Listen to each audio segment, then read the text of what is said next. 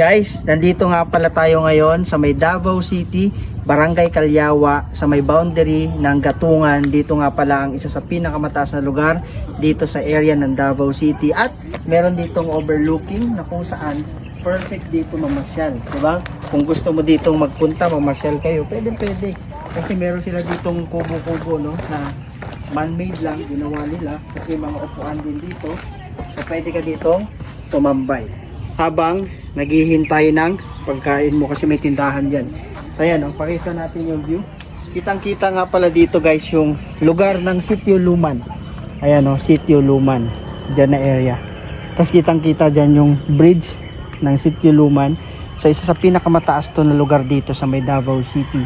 Bukod dun sa hilltop, isa to sa pinakamataas. Tapos yan, dito naman may tindahan naman dito na kung saan kung gusto nyo magmerienda o kumain, dito lang kayo magpunta sa tindahan ni Ma'am Nining. Nining Store. Ayan, so, matagal na sila dito, nagpwesto, matagal na sila dito sa area na to. So perfect, pwede kayo dito mag-stop over. So yun yung maganda. Ma'am Nining, gano'n na kayo katagal po dito na nagtinda? Ano sir, 5 years. 5 years na. So imagine mo noon, wala pa yung kalsada, mahirap ang buhay Mahirap dito. pa ang buhay dito. So, kailan ito nagkaroon ng kalsada? 2017. 2017. So, sino ang nagpagawa na nito sa area na ito? Ano pa ito? Kang Duterte pa ito. Kay President Duterte pa. Oo. Mm. Pero nanggaling pa yun doon sa Barangay Calyawa, kang Rinante Gumahin. Okay. So, nanggaling pa. Rinante Gumahin. Mm. Siya talaga ang nagano dito. Nagpapalo up doon sa itaas. Kaya nagawa. So, So, ngayon, madali na lang guys pumunta dito. Napakaganda ng kalsada nila. Pulidong-pulidong pagkagawa guys. So, matagal na pala to 2017. So, almost 9 years na. Pero yun, matibay pa rin.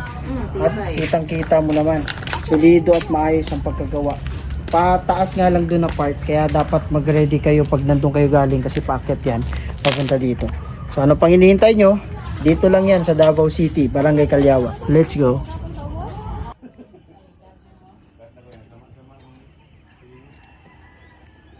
Gamit ang mga kalabaw. So napakahirap magdala ng kanilang mga gamit papunta dito.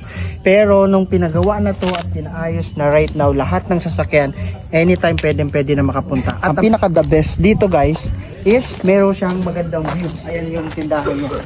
Meron siyang magandang view. Ayan. Na kung saan kita mo dito ang Sitio Luman. Yan. So yan guys. Yan ang view sa lugar na to. Kaya sinabi natin na isa sa pinakamataas sa lugar dito sa Davao City. Kaya kung ano pang hinihintay nyo, kung gusto nyo rin makapunta dito, dito lang yan sa may Calyawa area, dito sa lugar na to. Let's go!